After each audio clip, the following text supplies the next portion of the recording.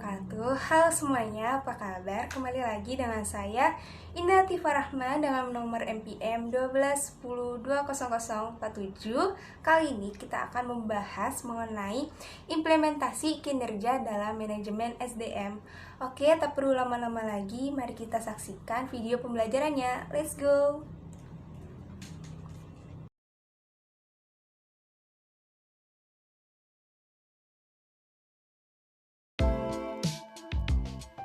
Oke semuanya, kali ini kita akan membahas implementasi kinerja dalam manajemen SDM. Oke, poin pertama itu kita akan membahas tingkat kinerja. 1. Kinerja organisasi.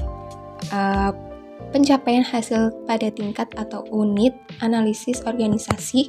Kinerja pada tingkat organisasi ini terkait tujuan organisasi, rancangan organisasi, dan manajemen organisasi. Lalu yang kedua ada kinerja proses, yaitu kinerja pada proses tahapan dalam menghasilkan produk atau layanan. Ini dipengaruhi tujuan proses, rancangan proses, dan manajemen proses. Lalu yang ketiga ada kinerja individu atau pekerjaan, yaitu pencapaian atau efektivitas pada tingkat pegawai atau pekerjaan.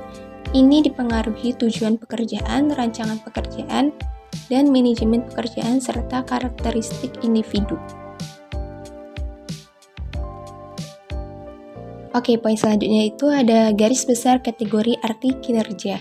Menurut Bernardin 2001, 143, kinerja merupakan catatan hasil yang diproduksi atau dihasilkan atas fungsi atau aktivitas selama periode waktu tertentu. Kinerja sebagai hasil bukan karakter sifat dan perilaku. Kinerja merujuk pengertian sebagai perilaku merupakan seperangkat perilaku yang relevan dengan tujuan organisasi atau unit organisasi tempat orang bekerja. Kinerja merupakan sinonim dengan perilaku. Kinerja adalah sesuatu yang secara aktual orang kerjakan dan dapat diobservasi. Kinerja mencakup tindakan-tindakan dan perilaku yang relevan dengan tujuan organisasi. Kinerja bukan konsekuensi atau hasil tindakan, tetapi tindakan itu sendiri.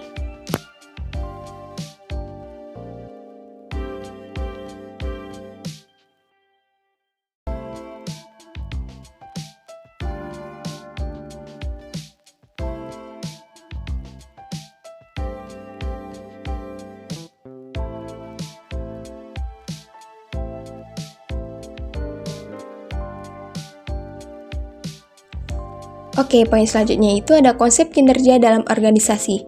Kinerja menurut De Spriber dalam Kamus Batam English Dictionary pada tahun 1979 yang dikemukakan Prawiro Sentono pada tahun 1999 berasal dari kata kinerja atau performance dari akar kata to perform, mempunyai beberapa enteris, yaitu ada melakukan perjalanan, melaksanakan, memenuhi, menjalankan kewajiban sesuatu nazar, menjalankan karakter dalam suatu permainan, menggambarkan dengan suara atau alat musik, melaksanakan atau menyempurnakan suatu tanggung jawab, melakukan suatu kegiatan dalam permainan, memainkan pertunjukan musik, melakukan sesuatu yang diharapkan oleh seseorang atau mesin. Dan kinerja adalah hasil kerja yang dicapai oleh seseorang atau kelompok orang dalam suatu organisasi sesuai dengan wewenang dan tanggung jawab masing-masing dalam rangka mencapai tujuan organisasi yang bersangkutan secara legal, tidak melanggar hukum, dan sesuai dengan moral etika.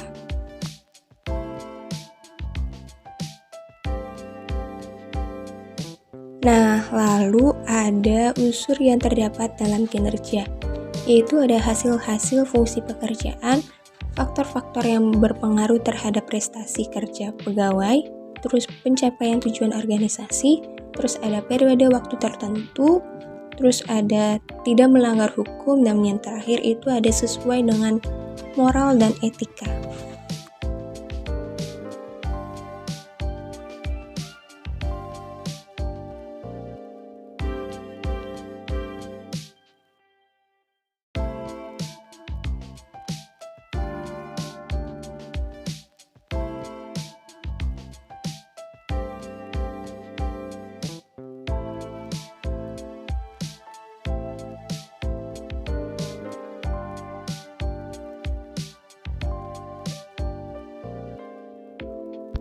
Oke, lalu ada indikator kinerja organisasi.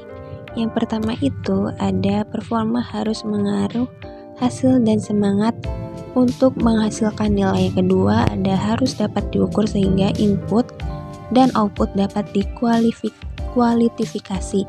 Lalu yang ketiga ada unit dan personal yang diukur kinerjanya harus memahami metode penilaian dengan penjelasan minimal. Lalu ada hasil penilaian dapat dikomunikasikan segera. Selanjutnya ada tersedia mekanisme penggabungan hasil nilai kerja dengan feedback dan learning. Lalu ada terhubung objektif dengan kebijakan, insentif, dan kebijakan pegawai. Yang terakhir ada bersifat seimbang antara orientasi keberhasilan jangka pendek dan jangka panjangnya.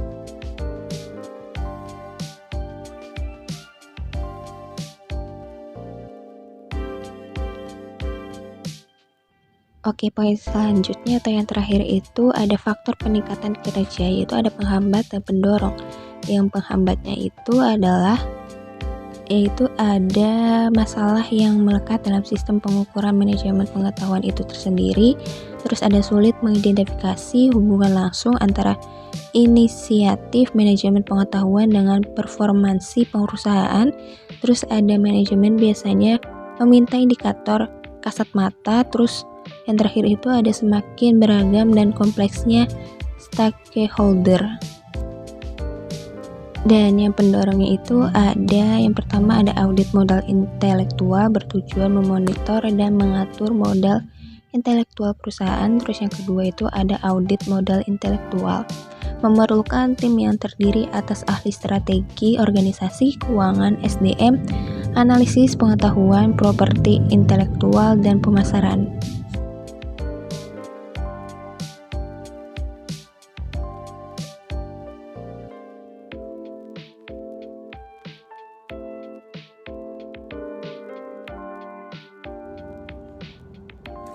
Oke, mungkin segitu saja pemaparan yang bisa saya sampaikan kepada kalian semua.